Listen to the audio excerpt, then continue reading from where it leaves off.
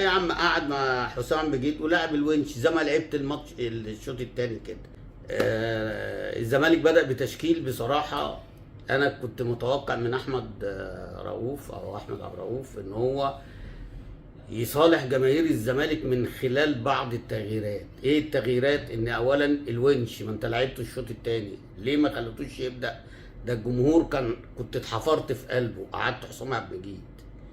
كان الجمهور انت بقيت في قلبه لما انت هتقعد حسام عبد المجيد اللي هو اصلا سواء جدد او ما جددش، والله الموضوع ما فارق، بس هو طول المباراه وهو زي يعني لغايه ما خرج الباص غلط، عامل فيها ان هو الثقه وهو مش قادر، وهو اصلا يعني ملطش في كل الكرات اللي هي جات له وبصاها.